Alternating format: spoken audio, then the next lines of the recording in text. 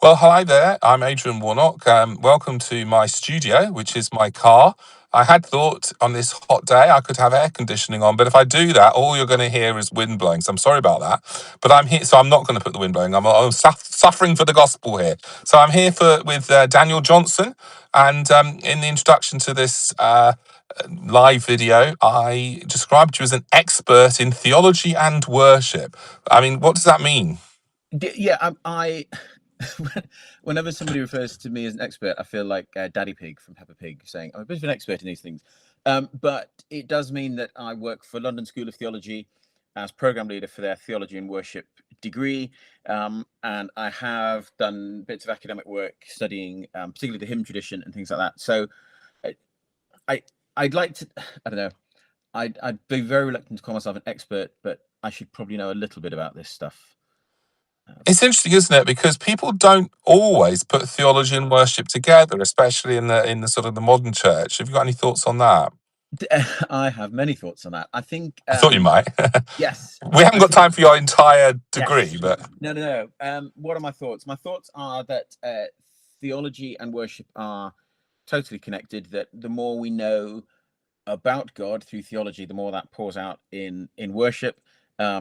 That worship is best when we see God clearly, when we know God mm, clearly, and theologians can help us to do that. But I think also if theology isn't leading towards worship, it's it can be a bit futile. Um, and if I understand it correctly, you've written a few sort of worship songs yourself, or modern worship hymns yourself. Is that uh, right? I dabble. I'm a fairly slow going writer, but I've dabbled. I'm part of a few of us at church joined with something called the 12 Song Challenge that Resound Worship run, which is where for 12 months you have to write a worship song on a different theme, and some of those we've started using in our church. And a few years ago, I tried writing a bit more. More recently, I've focused more on academic writing than worship writing, Sure. but it's still. Yeah. Um, I'm particularly comfortable writing words. I think as a more of a lyricist than a tunesmith. Sure. Well, I think both are important, aren't they?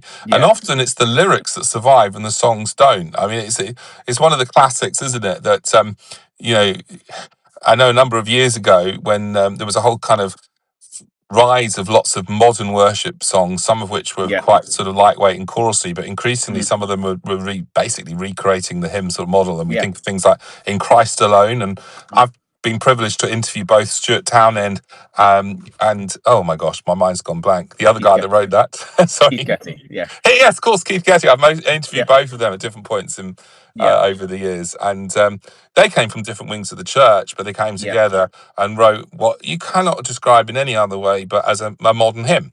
yeah. So there Oh, are people writing hymns yeah, today, but there was, I remember in my youth especially, a bit of a kind of um, antagonism between the old hymns and the yeah, new worship. And sometimes people would say, well, those hymns, they're set to boring old tunes.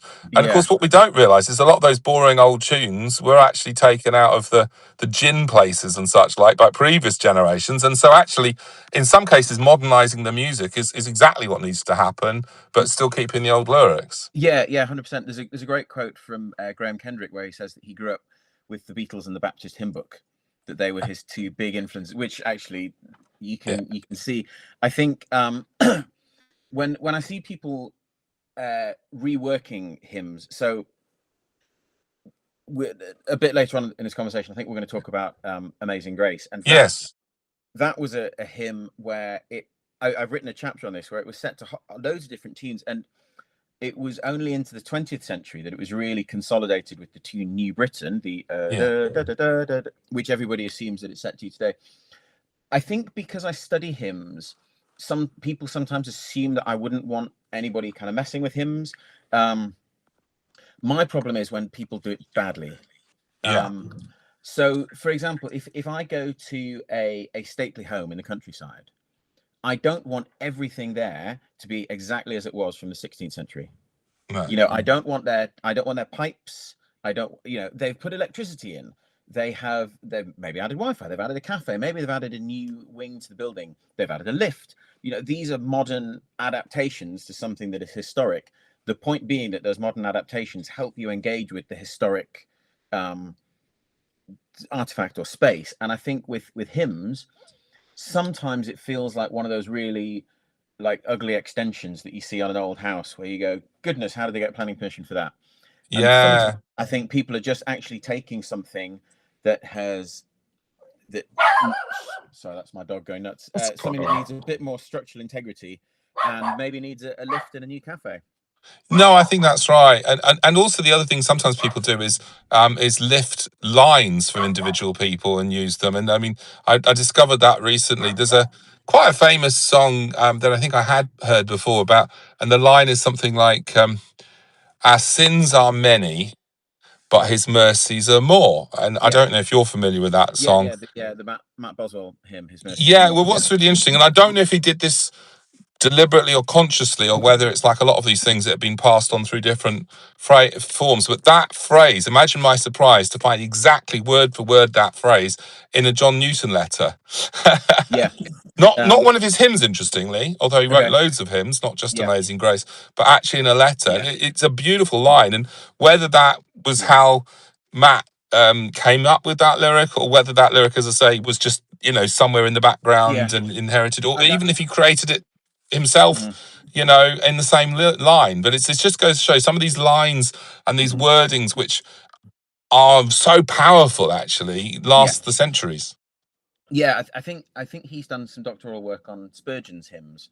So Yeah, I wouldn't, and he's published a bit on Watts, I think. So I wouldn't be surprised if he was more familiar with yeah, some of Newton's stuff. But yeah, I yeah, think using lyrics, and you can take these phrases. So even this is Amazing Grace, this is Amazing yes, Love. That you yeah, the idea that you can take these things and you're almost kind of tapping into that tradition, and you're alluding to the fact that these songs have a heritage, or they have a context, or yeah.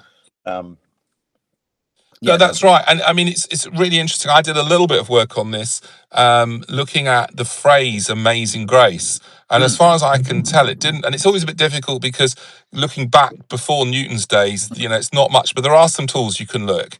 yeah, And as far as I can see, it didn't really happen before that. So he may have even coined that phrase "Amazing Grace," so but for sure, many people mm, afterwards used it. yeah, And you're right. You mentioned, and we will focus in on Amazing Grace a little bit, because I mm, think it's a good way of bridging between, your passion yeah, of theology and worship and my passion of John Newton, yeah, because I got really gripped by John Newton last year when my pastor, or one of my pastors, gave a talk to mark the 300th anniversary of his birth.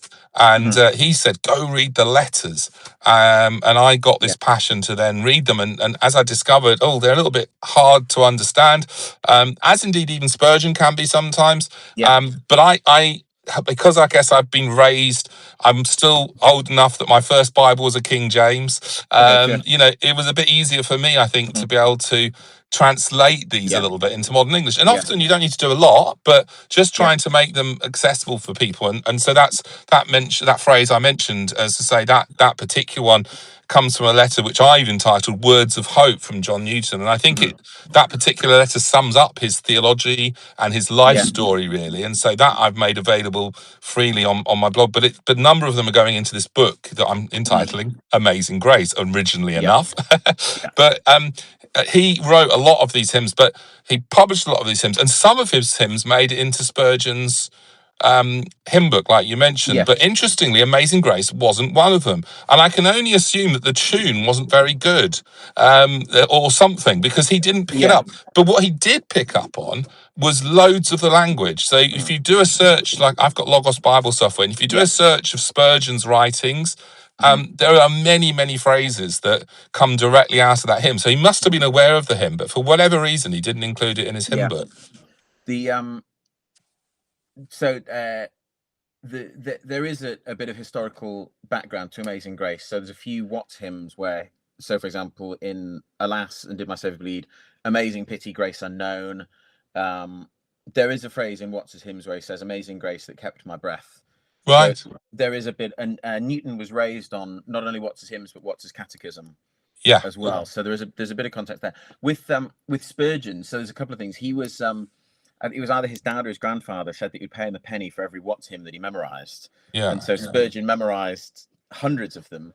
With Newton, Amazing Grace is interesting because it didn't really pick up in Britain. Nah, There's a somewhere on my shelf. Just here, people can see this vast book, the Dictionary of Hymnology, from Dr. Julian, that was published at the start of the 20th century. It's really scathing of Amazing Grace. It just says it's not Newton's best work. It's a bit rubbish. Wow. And it wasn't. It was sung a lot over in the States. Yes, and we'll come to Almost, that.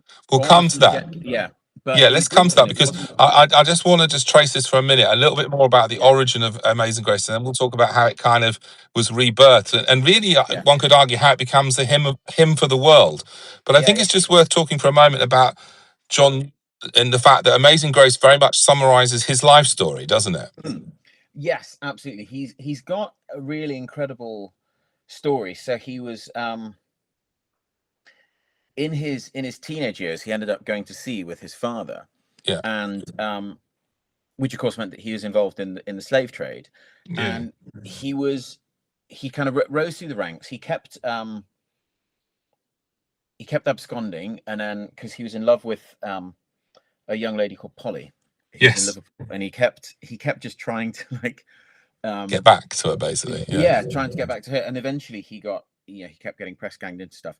um he was such a nasty piece of work that eventually one of his ship captains just marooned him, and he was actually sold as a slave for a yeah. point, because they were just like, this guy's just absolutely horrible. Like, he's vile. He's that there is unfortunately a lot of good evidence in the things that Newton has alluded to suggest that he raped slave women, that he all these things in his language, in his attitudes, in his treatment of people.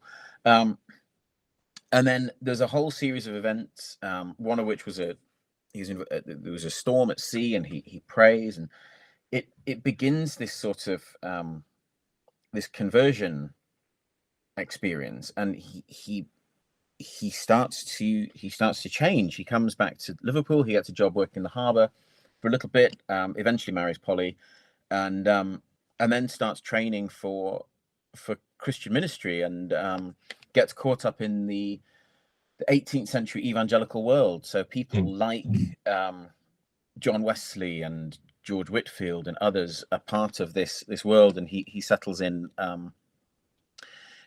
He, if I remember rightly, he interviews for kind of curiosities around the country, and ends up being in Olney, That's in right. Buckinghamshire, because of his evangelical convictions. But then he publishes this anonymous life story Yes. about his experience as a slave trader, and then starts to he has both this very public ministry and then this very private life. So he does become one of the people that are involved quite early on in supporting the abolition movement. Although that's quite a lot later in his life, isn't it? This Yes. is one of the, because I think Yeah. one of the things you're alluding to a little bit there is that many times today, I think if we're honest, Christians are not particularly looking for the real reprobates to become Yeah. Christians. We look at somebody over there and we say, oh, they'd make a good Christian. And, Yeah. and we target people on the basis, often on, if we're honest, on the fact that they're like us. And that, Mhm. and there's a lot of challenge at the moment that our church is really attracting the real reprobates. Yeah. Are we going into prisons like we should be, and reaching Yeah. out to people who are prisoners? And are we able to, would somebody like John Newton have been welcomed in a church, let alone become a pastor? Although, of course, you've got to Mhm. understand one other thing, which is at the time, what he was doing with the slave trade was completely welcomed. And all these greats that we think about now, like Whitfield, Jonathan Edwards, even Wesley, it Mhm. was, they were not speaking out against the slave trade until later on. And I mean, Wesley did towards the end of his life, to be fair. But Yeah. it took a long time for the gospel to change him, and it did change him from being this really rough and ready man to being a gentle, compassionate pastor. Yeah. And I think there's a lot of complexities around how we understand the legacies of those involved in the slave trade, because of course the first abolitionists were enslaved peoples who protested rightly, who would and so they were chained at sea, and they had to eat their meals under under duress to ensure that they didn't go on hunger strikes, things like. And so for people like many of these Christian heroes, particularly George Whitefield and Jonathan Edwards, it's very complex to deal with their legacies because they don't seem to have any sort of repentance or awakening. John Newton is very clear, and even at the point when he wrote his own memorial at his death, where he talks about, I can't remember the exact wording, but he basically talks about how terrible he was as a slave trader. Yeah.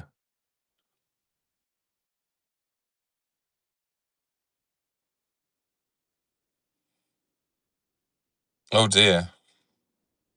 It seems like Daniel has muted, but I think what Newton was alluding to there was just this idea that he wasn't what he used to be, and didn't want to be, isn't what wanted to be, but that he wasn't what that God was on the process of changing him. Basically, I can't quite remember the wording either. Well, I'm hopeful that Daniel will join in a minute. But I want to just talk for a moment while we're waiting for him about the hymn Amazing Grace and how it came to be written and when it was released. So Amazing Grace was written initially by John Newton, and it was sung on the 1st of January.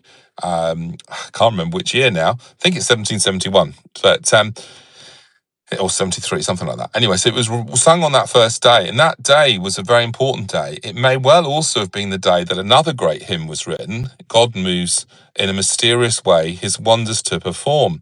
And that hymn was written by John Newton's friend, William Cowper. Now, William Cowper had already had problems with mental health before, and he seemed to be slipping. And it may well be that he wrote it on the same day that Amazing Grace was released. And if he didn't write it that same day, it was certainly in the few days or so before then. And maybe he started to feel he was slipping, and that the words about God moving in a mysterious way, hiding behind a frowning providence, and in order that his wonders might be performed.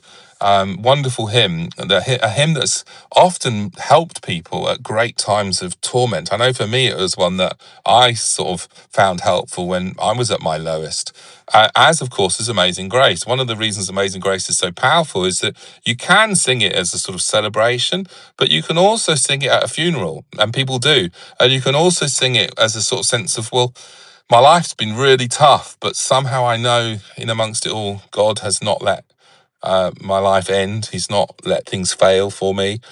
He's been with me. Amazing grace, how sweet the sound that saved a wretch like me. So there's that understanding that we're sinners and that we're all struggling. And obviously it was easy for John Newton to do that. Oh gosh, how do we invite him back? Apparently I have to add him back. So let's see if I can do that. Okay.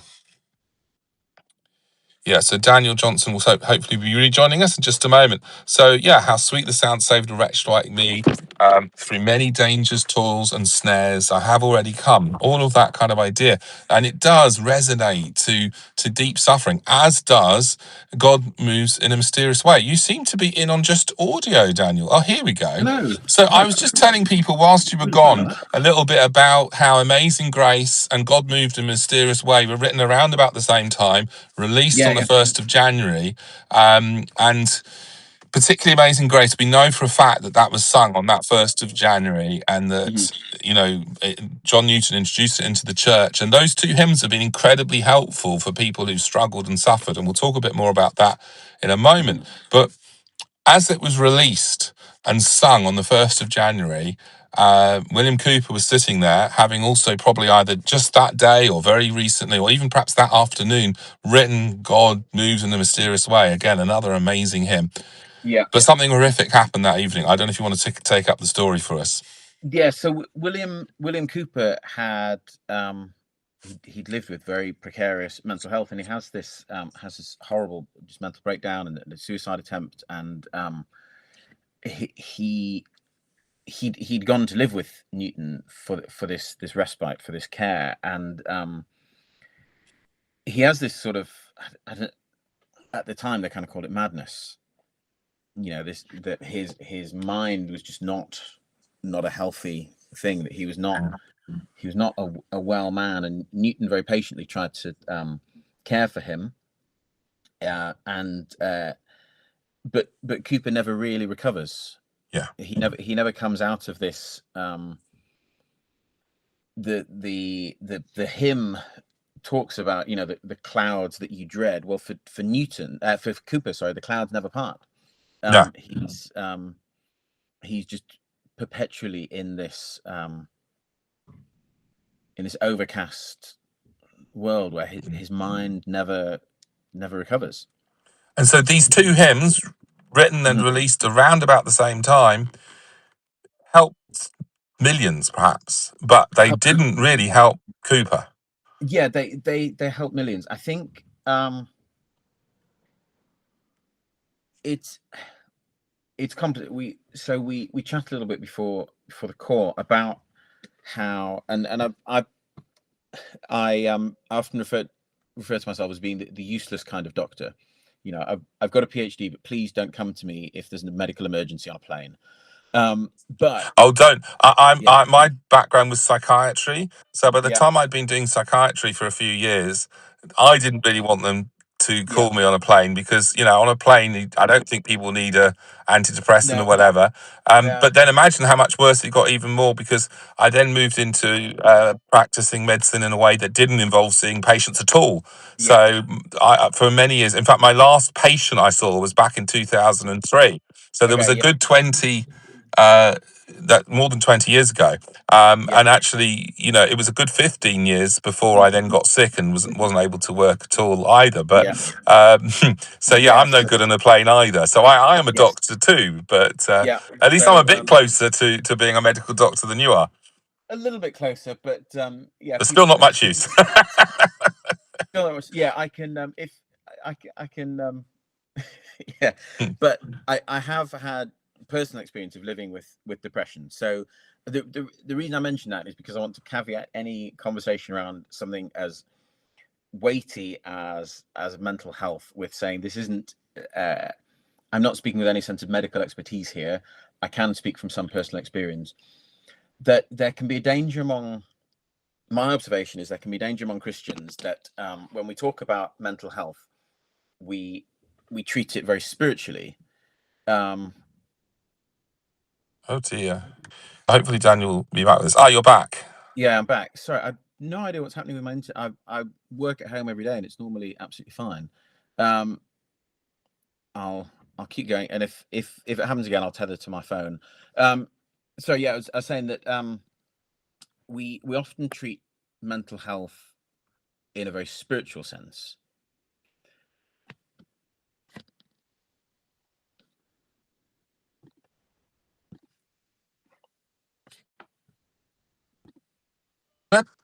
Oh, he's back. Very strange. The joys of live broadcasting. I think he's frozen. So yes, I mean, I think what Daniel was going to say was that we often assume that mental health is a purely spiritual thing, or at least we have done. And unfortunately, you know, that's just not true. Um, you know, we call it that at our peril, really, if we just think that it's purely spiritual. It's very interesting going back to John Newton. In his day, a lot of people would have seen mental health in those terms as a spiritual problem, but he Yeah. absolutely refused to do that with his Mm. friend. And he clearly understood that there was a medical element. And he even tried to find some doctors to see if there was anything physical that could be done to help his friend. But he always saw it as a sickness of the mind rather than as a spiritual problem. And in fact, for the rest of his life, William Cooper was convinced he was damned and that he had been rejected by God. So he believed the gospel, but he didn't believe it applied to himself. Whereas right into his death and even on his funeral sermon, John Newton was absolutely adamant, no, I'm absolutely certain that this guy is a Christian, and he's what he's struggling with is a problem of the mind. Now, Daniel, have we got data? No, don't think we have data. Oh, here we go. Have we moved to your phone? I bet you do I've tons of moved. Zoom. I bet you do tons of Zoom calls, Daniel, in your job, and it just hasn't worked for this today. Yeah, I say I work from home a lot of the time, so there we go. Let's try that. Yeah. I'm I can touch the Wi-Fi router, so if it's not working here, don't know what it'll be. Um, I think I think the reason that hymns can be helpful for somebody with depression is because, like any experience, like any adversity, like any suffering, um, there is a spiritual dimension wherein Mm. we, if I broke my leg, I would. That may affect me spiritually as I live with the pain or the frustration or something like that. If I had a long-term health condition, um, a physical health condition, that may impact my spiritual life as I, the way that people, when people suffer, it can affect their souls as well as their hearts and their minds. With depression, because it's in the mind and it's so close to our sort of spiritual organs, if you like, um, the lines can get blurred. Where hymns can be helpful is that they can reorientate the faith of our souls and cultivate our relationship with Christ through this suffering. And particularly where the hymn tradition is so helpful is that it can very often allow us to articulate that suffering in sort of psalm-like lament. Mm. And that can be missing a lot from modern worship, where there's a lack of opportunity to really give voice to the kind of the dark night of the soul. There. um, and I think Newton is so good at knowing people's kind of inner experience. He's almost like got this, yeah, he's got this astonishing sense of how people work, because he's so pastoral. Because you see from his letters that he's so deeply engaged in the lives of people. People go to him for advice because he's wise, because he knows how people work and feel and tick, and how Christ can minister to those kind of He's parts of got people's that lives. sort of, yeah. That pastoral wisdom.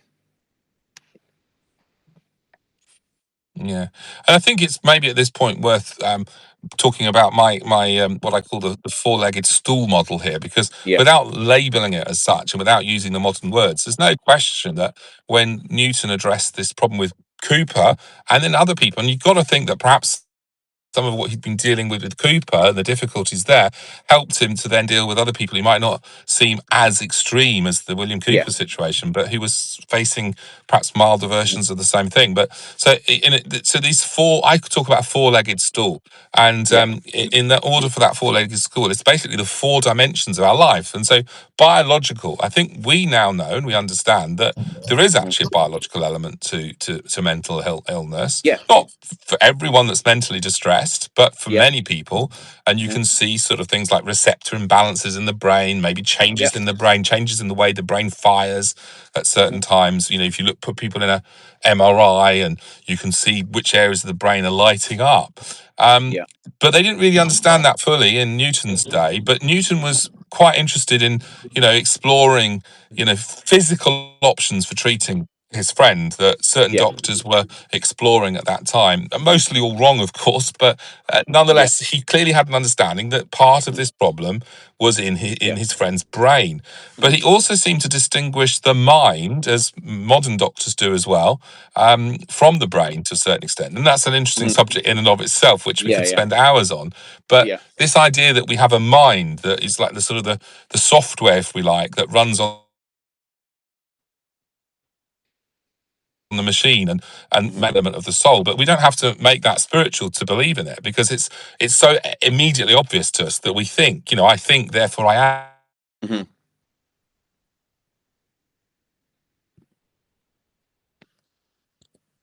Looking at how we can help people think about themselves, and certainly Newton tried to help Cooper with that. Then, of course, there's the social, And at times, Newton and his wife were not leaving his side for fear of him killing himself. And Yeah. he died was because Newton, his wife, and I think one other lady who was involved as well, basically had a rota. So he was, being looked after in Yeah. much kinder way than a psychiatric hospital would do Yeah. today. So Yeah. there's the Absolutely. biopsychosocial and yes, the spiritual. But Yeah. for Cooper at least, he was not able to get spiritual comfort at all. No, and that's really complex, and it's this sort of almost he kind of goes to the perverse end of Calvinism in this very very flawed logic of like I'm not elect, and his mind, the kind of the distorting mental picture of depression kind of convinces him that he is not elect because of these things, and it's really tragic to see, because of course he's writing these hymns and he's with John Newton, who is really emphasizing John Newton was a Calvinist, but he's emphasizing this very warm, generous, the sufficiency of Christ. That there's a great quote from John Newton where he says that there's more, if you to look at the kind of the millions around the throne, there is more grace in Christ than all of them put together. And I think Newton, perhaps more than anyone that I've read, is so good at just this very warm delight in Jesus. And for Cooper to be unable to grasp that is so tragic, and it's how, I don't know, how sort of sinister bad mental health can get when the mind becomes this kind of iron gate that's kind of locked shut. There's an interesting, that you mentioned the medical thing. There was some interesting debates at the start of the 18th century around the smallpox vaccine, because a lot of Christians held the view that sickness was either a punishment from God, or that it was designed to sanctify Christians through suffering. Stuff like you see in First Peter. That it's a fiery trial. And so they were kind of saying that if you take medicine, that you're nullifying God's two purposes in sickness. So you get these theological debates around medication. So for Newton to be advocating medical advances is a really significant thing to do, and it's much more. It's not so much that he's got this modern, in the technical sense, a kind of modern viewpoint where he's willing to embrace scientific methods and things like that. It's also a theological position wherein he's seeing God's providence at work in the kind of development in society, in science and medicine, and as you say, a lot of them are wrong, and I wouldn't want to have been given many 18th century methods when my depression was at its worst, but it at least shows where he's at.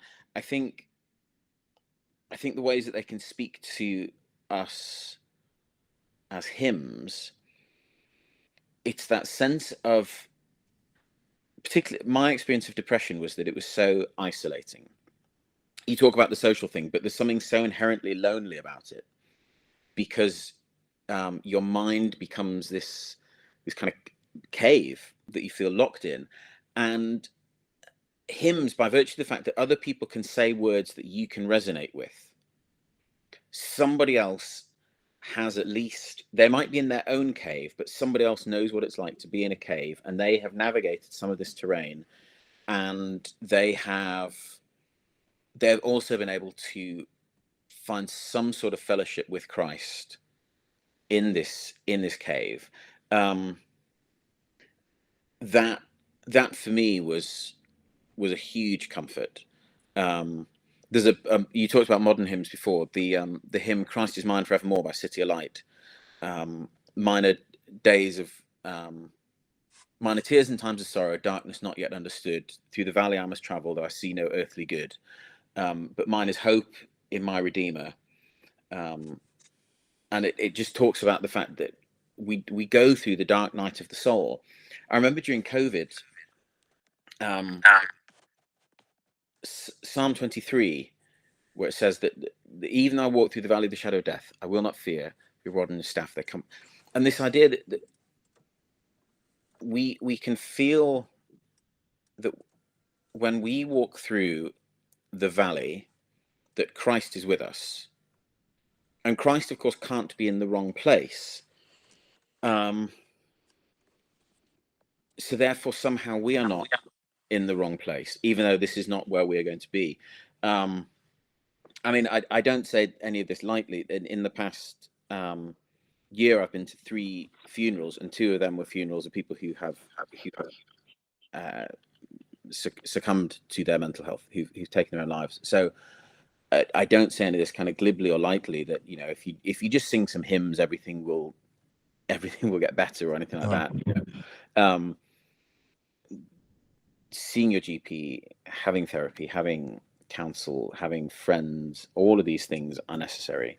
I think that's the thing, isn't it? We need to address each of these issues. Maybe you need a Yeah. pill, maybe on the biological side, or maybe you need to do a little bit more exercise. Some people actually find that helps, or get some good sleep in, you know, all sorts of other things on the physical side.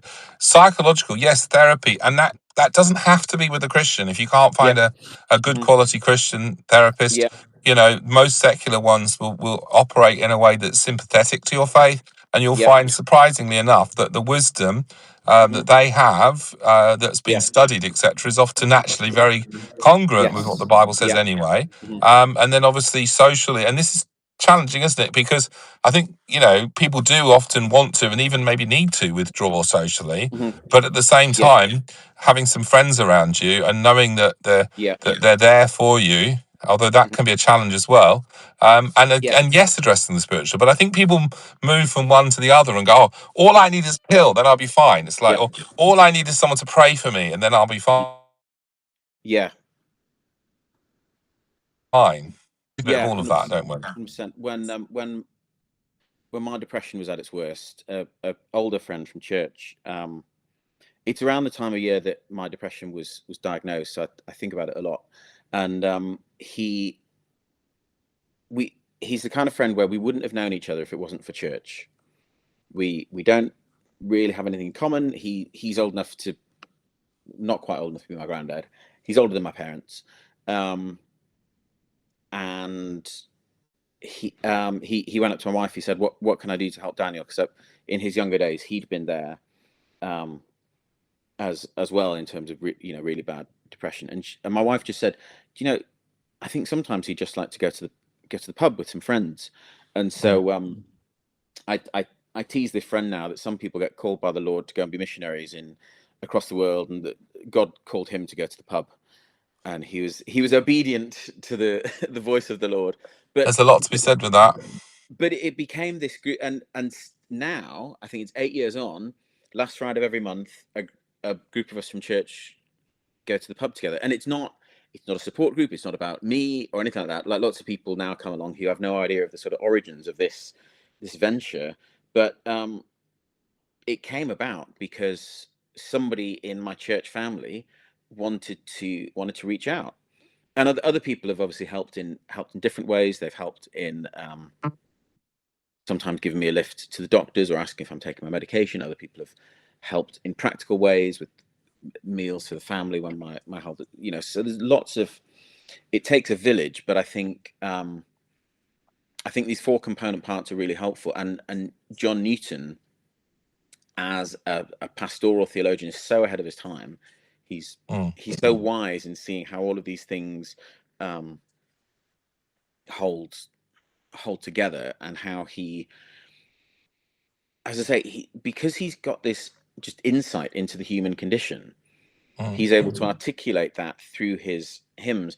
And Amazing Grace as a hymn is fascinating because so many people can resonate with, I was the wretch that was saved. And I know that feeling of how precious that grace appeared. And it's Newton's first word testimony becomes our first word testimony, because he's able to say things that resonate widely. I think it's just incredible. And it's interesting, isn't it? We talked about this before, that it didn't really pick off in the UK, maybe because it didn't fit with the sort of some of the higher church views at the time. I don't know. Maybe because the music wasn't good. Who knows? But what did Yeah. happen, and this is an irony, one of these wonderful divine ironies, is that the Yeah. slave trader Yeah. who God gripped, turned around, and yes, he became an abolitionist. Mhm. But I don't even know if the slaves in America knew this, but they started singing his hymn, and they Mhm. even added an extra verse, didn't they? The one that ends with. Yes. Yeah. So in the novel Uncle Tom's Cabin, they add this verse, this when we've been there 10,000 years. That wasn't by Newton, and it comes from a hymn called Jerusalem, My Happy Home. And yeah, so one of the I'm actually doing some academic study on this, is the ways that missionaries found that the best ways to teach enslaved people's Christianity was to use hymns. And the whole system of hymn singing was called Dr. Watts's hymns, but John Newton hymns were part of this, and Amazing Grace um, became embraced both in the kind of second Great Awakening revival tradition. So it is used in London a lot in the later 19th century by Moody and Sankey. They publish it a lot because, of course, American evangelists who are coming over to the UK, but it was mainly in the It States. was, it was But almost brought back, wasn't it? It was almost. yes, This is why yeah, it's a hymn of the world, because it mhm, it was birthed in England, obviously by Newton, yeah, sung and adapted by slaves, mhm, and then brought back to England by yeah, Moody and Sankey. and then people like Mahalia Jackson recording it, gospel singers in the 40s. Um, And of course, Aretha Franklin. yes, her album Amazing Grace is the biggest selling live gospel album. And Um, according to the Guinness Book of Records, there is no song that's been recorded more times than yeah, Amazing Grace, and in more yeah, varieties, and yes, different tunes. But there yeah, is predominantly this tune that it's mainly sung to, isn't it? yes, yeah, absolutely. And it's there's this amazing video. It just breaks me every time. In I th- I, th- I think 2015, there was a racially motivated mass shooting at a church in Charleston in the States. Yes. 9 members of the congregation were shot dead, and Barack Obama, who was the president at the time, was invited to give the eulogy for the minister who was killed, Clementa Pinckney. And Obama talks about how um, he talks about living in the goodness of God, and he talks about how Clementa Pinckney knew the grace of God, and then he starts spontaneously singing "Amazing Mm. Grace," and the whole congregation. The video is so moving because the whole congregation um, joins in, and most of the congregation, a few people have got their phones out recording it, and of course, why wouldn't you? But it's just this incredible moment that here we are, nearly 250 years after the hymn was written, where in parts of the states, being black can be a death sentence, and the response to that was to sing this civil rights anthem, this song that has sustained the movement. But of course, as you say, this divine irony, a hymn that was written by a slave trader, these systems that perpetuated these these racist systems of thought and even theology and life, and then into that the testimony of God's grace, which was great enough to transform Newton from being this absolute reprobate into who he was in Christ, but then also a grace that even in the midst of a church grieving the murder of their pastor, they can turn to, and it's just so it's so powerful. And I think it when I because I engage with a lot of this stuff around the histories of evangelicalism and slavery and all of these different things, when I find there are some quarters of the Christian church that are very reluctant to talking about these legacies or these complexities, and ultimately I do think it's a gospel issue, and I think it comes from a lack of really understanding both the providence of God, how God has um, part of the thing that fueled abolitionism was the Christian faith. Mm. Not all of it, but part of it. Um, but also that enslaved peoples found the gospel in this, despite it being given to them through oppression and subjugation. And now the fastest growing church in the UK is the Black Pentecostal Church. Mm. That we, you know, that our nation, which exploited and dehumanized people through slavery, that God is now using the descendants of those people to bring the gospel to our nation. And Mm. I look at that and I say, well, of course that's how the kingdom of God works. Of Yeah, course. because it doesn't wait for us to become perfect. I think No. this is one of the problems, isn't it? We say we believe in grace, Mhm. but we often expect our leaders to be perfect and Yeah. to have come from comfortable homes even before they were Christians, you know? And it's a real shame. The idea that someone who was as much a reprobate, violent man as John Newton could become Yeah. a gentle pastor. I'm not too Yeah. sure that really computes with the modern church's way of thinking. No, I think there's a lot of stuff going on, I think, in modern churches around uh, questions of kind of class, background, education, those sorts of, Mm. I work in theological education. I can't say it, but I work in it. So I don't, of course, think it's a bad thing for ministers to be trained, or for worship leaders to be trained. Mm. John Newton is a great example of somebody who hasn't had that. Spurgeon is another one. So it's not for everybody, but I think there does need to be a recognition that God, um, it's God who calls, not our kind of social structures or our institutions. Mm. um, and where there is opportunity for churches, theological colleges, training programs to support people and invest in them, and to kind of fan the flames of their gifting and their calling, then there's a responsibility on the churches to ensure that there aren't barriers for people Yeah, getting in there. Um, as I say, I am broadly in favour of bespoke theological yeah. education. I've worked in that sector for a decade, I'm sure your but bosses would be glad to hear that. yes, yeah, of course, but not because it makes somebody inherently superior or better. It's just what we want to do is to try and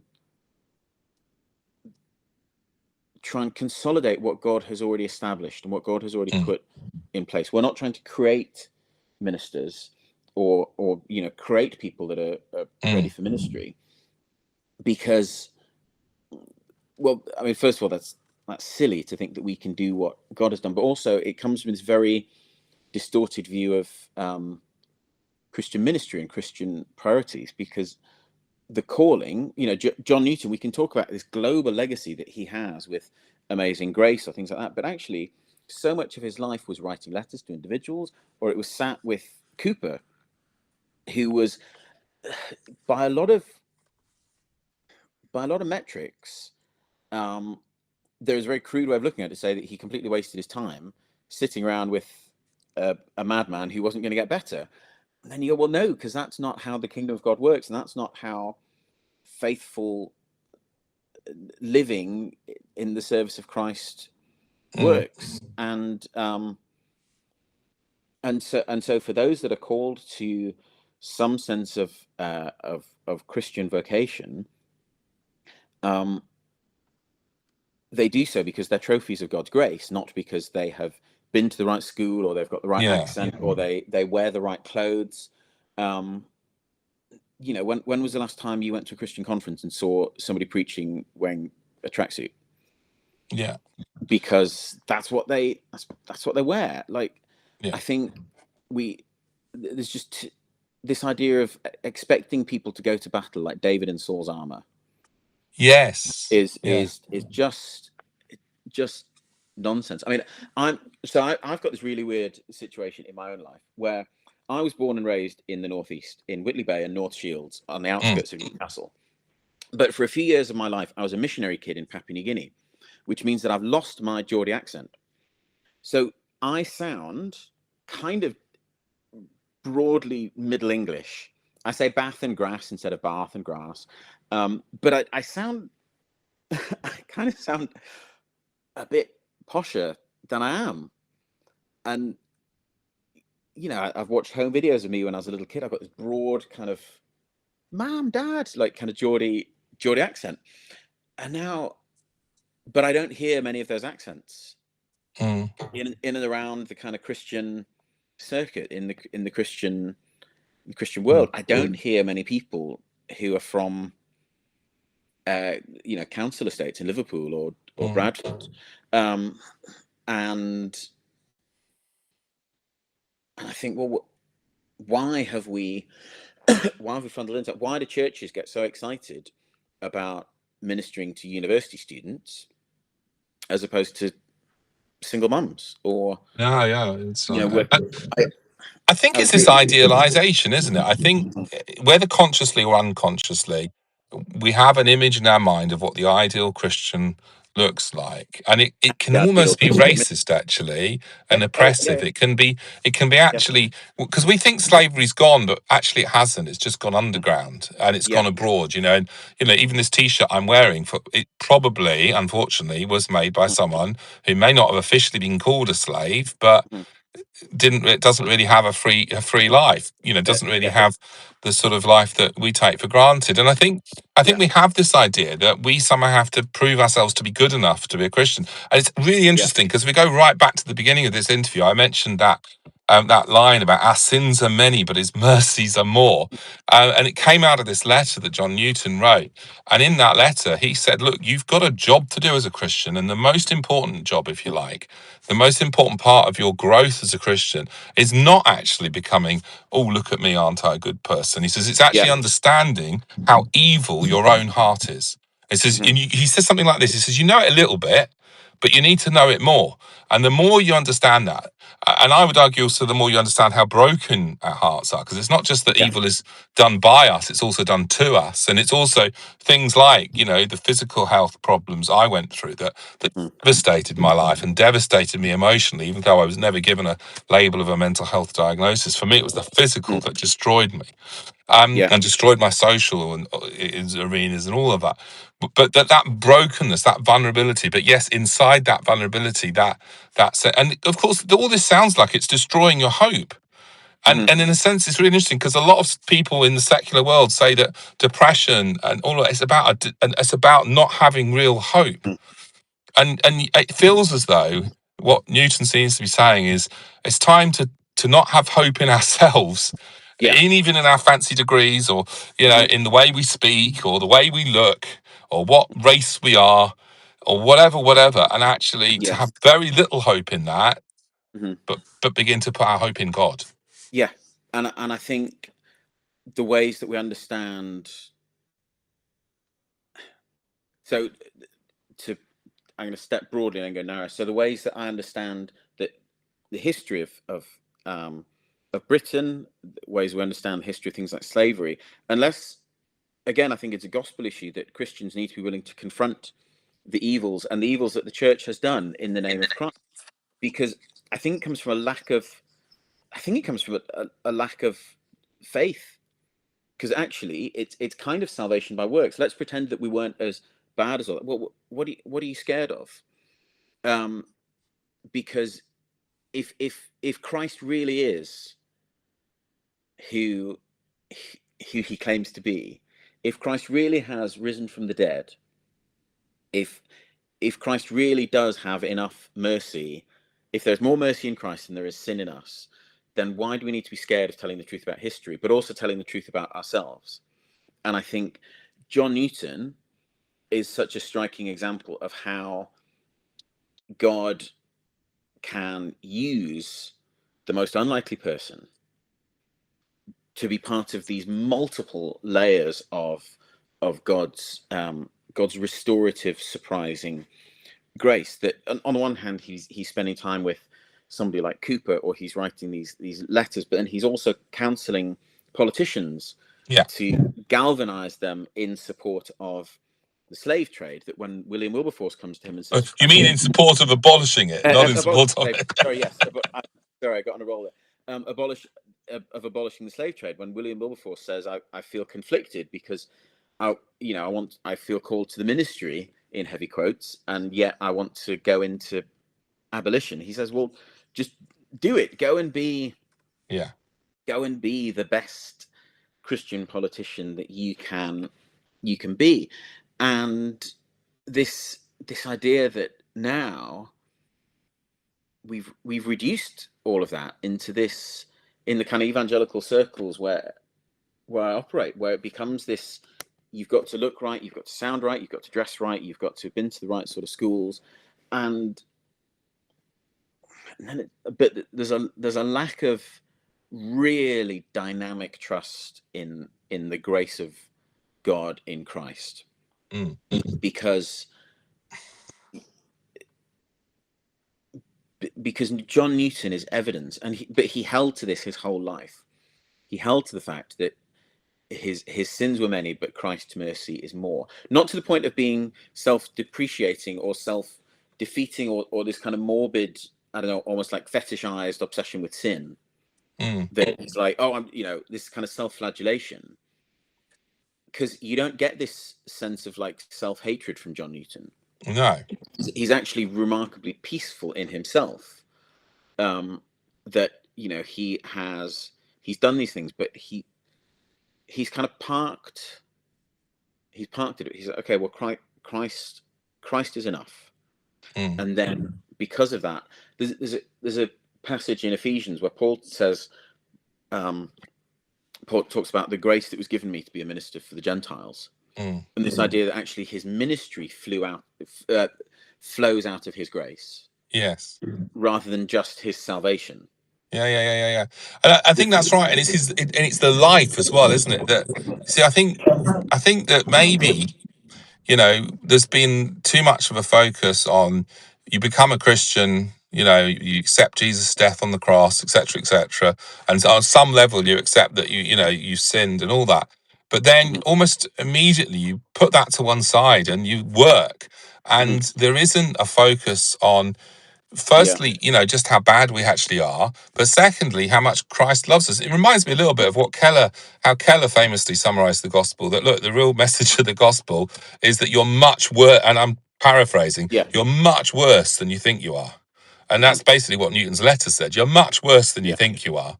And you're much more broken than you think you are. And there's much less that you can do for anyone else than you think you can. I mean, I guess Newton thought he could cure Cooper, but he couldn't. There's much less you can do. There's going to be lots of failure, actually. Lots of what you're going to do, and this might feel like it's driving away hope. But if it's driving away false hope, that's not a bad thing.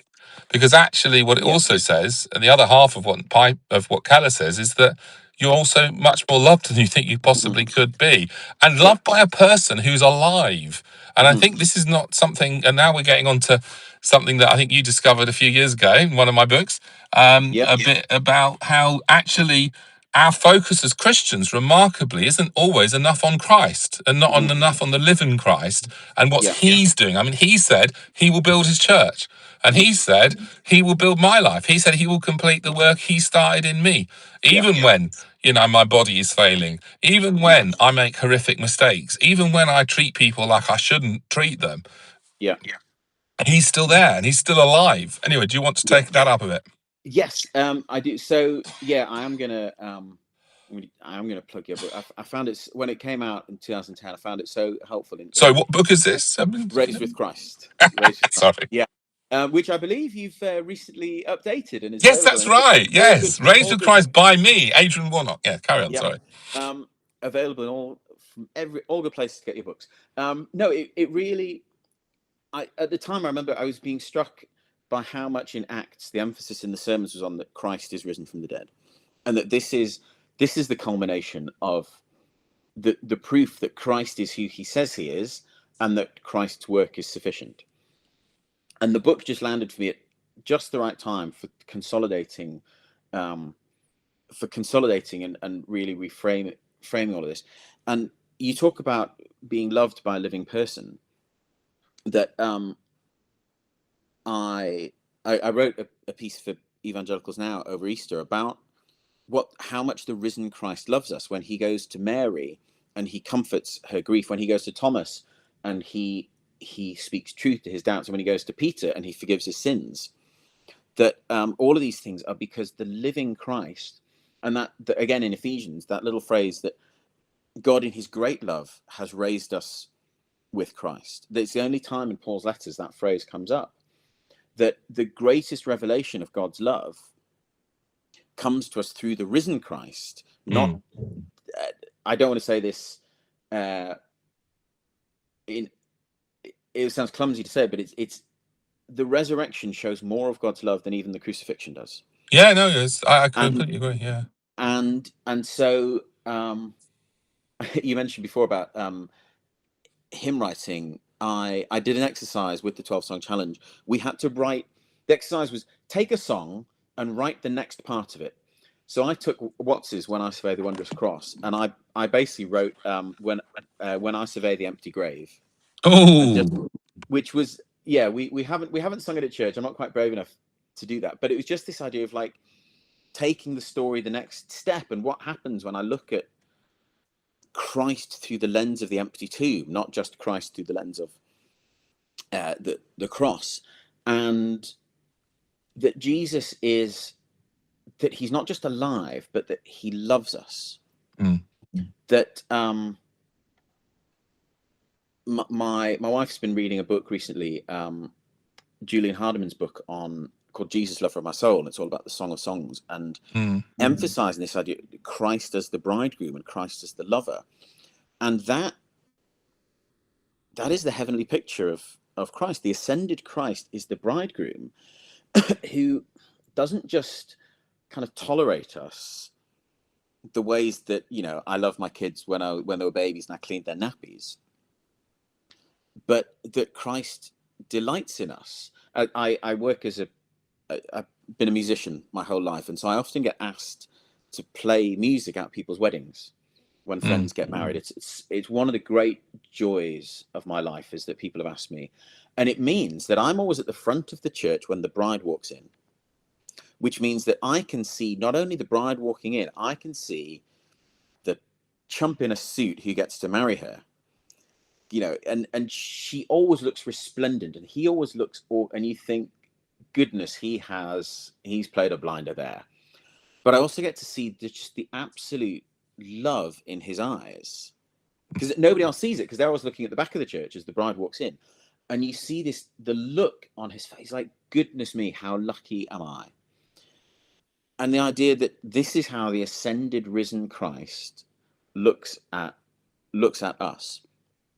And of course that doesn't mean that he dismisses our sin. It doesn't mean that he ignores it. It doesn't mean that he doesn't care about it.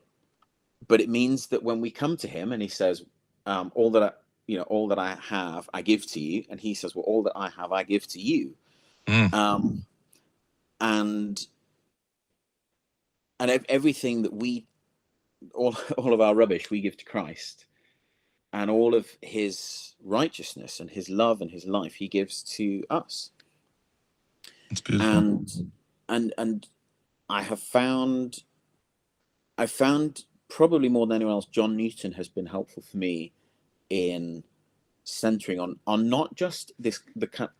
John Newton's really good at balancing both the cosmic sufficiency of Christ and the personal sufficiency of Christ. I think very few people get that balance right, where you can either talk about Jesus and in a personal way that almost reduces Christ to, I don't know, and then sometimes people talk about this great cosmic sovereign reigning Christ, all of which is true, but the idea that actually that Christ knows me or likes me or whatever just feels alien. John Newton, I have found, is so good at bringing both of these dimensions of Christ together, that he is both the Christ who, when he's risen, he can say, all authority in heaven and earth has been given to me, and he's the Christ who cooks breakfast for his disciples. It's beautiful. Yeah. Sorry. I mean, do you know, it feels like that may be a good place to sort of draw to an end, but can I this is just you and me and a few other people here. Yeah. But do you think you could maybe like let us see those words, the when I survey the empty tomb? Could we share that with people and see what they think of it? I'm going to have a look to see if I've got it in my in the notes in my phone, because that's where I tend to where I tend to write stuff. Did I? It might be in my WhatsApp messages. Who knew? Uh, Who knew that worship leaders write things in their WhatsApp oh, messages? it's because we have this we have a WhatsApp group for for the 12-song challenge. Ah. I've got the first line. When I survey the empty grave from which the Prince of Glory rose, I see his love, his power to save, and victory o'er his vanquished foes.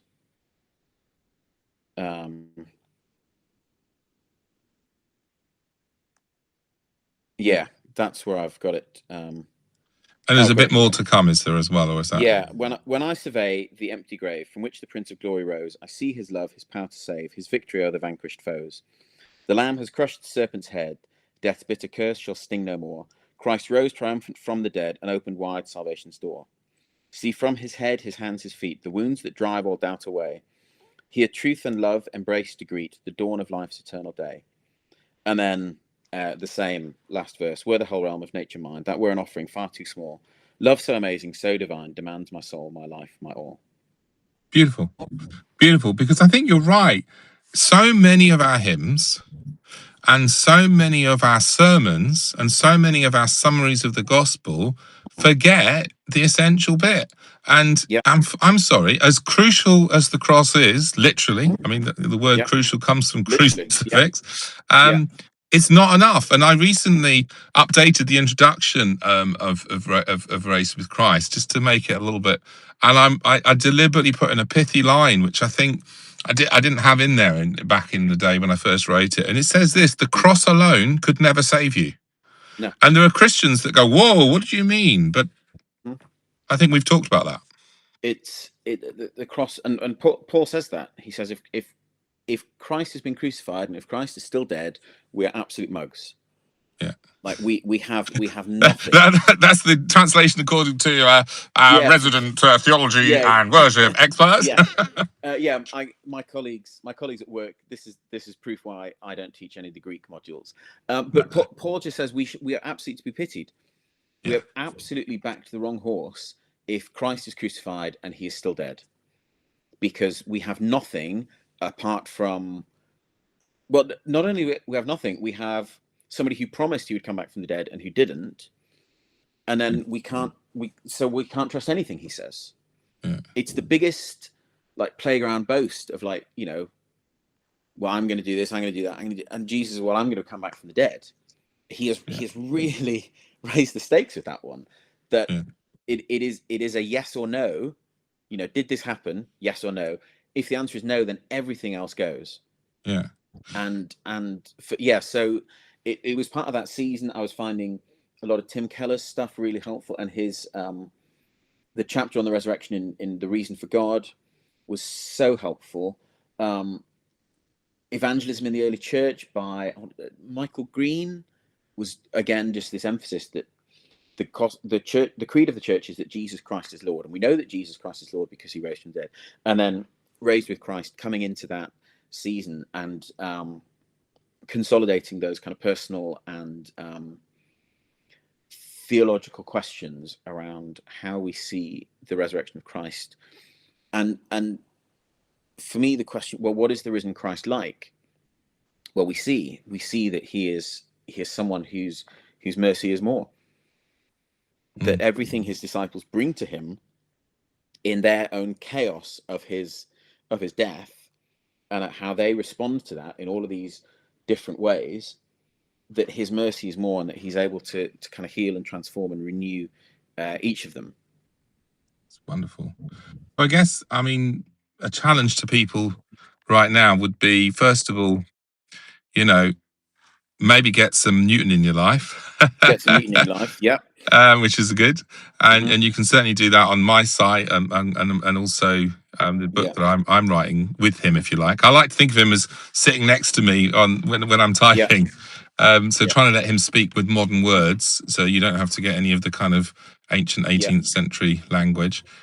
Get some Newton in your life, but more than that, get some Jesus in your life. and Yes. crucially get some risen Jesus in your life, Mm. and crucially get some of his mercy in your life, but also the flip side of that, the recognition just of how broken we actually are, and how evil we are, but also how wounded we are, and how much our bodies and our minds can be fragile. So I would challenge the pastors watching this to do a bit of an audit, an audit of your sermons, and ask yourself how much resurrection is in that sermon, Mhm. but also how much personal suffering and personal sin is in that sermon. How much do you expose?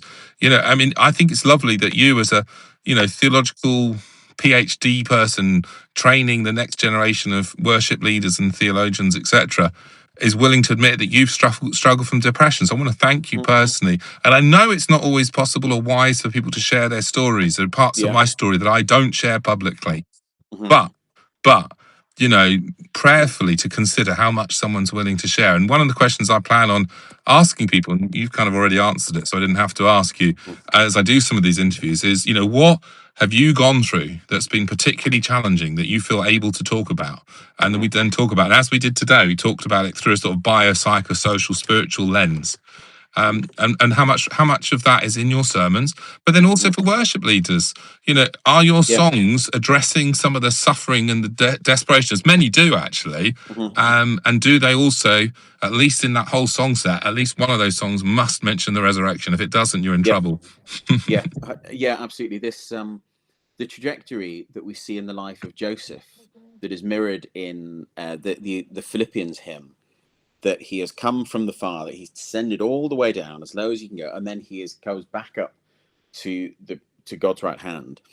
That is we see that trajectory in the life of Joseph. We see it picturing the trajectory of the life of Christ, and that is the life of the believer, and that Jesus is with us in the pit in order to raise us up with him.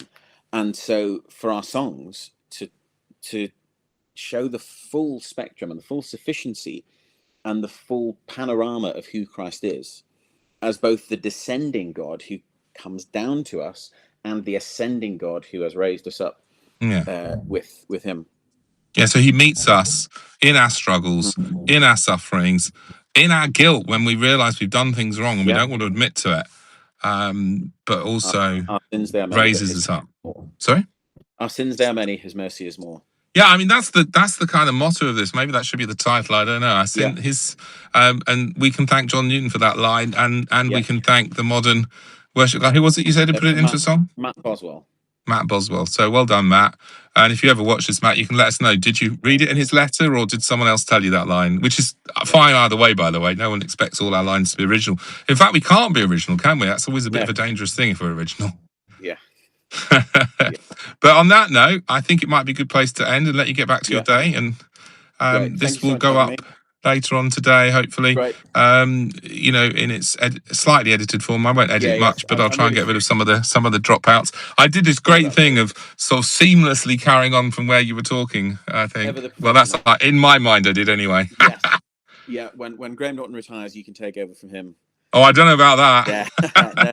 No, I'm sorry about that. Hopefully, the second half seems to have gone better. So no, yeah, it's fine. It's all good. Anyway, thanks so much for joining me, and it's a pleasure.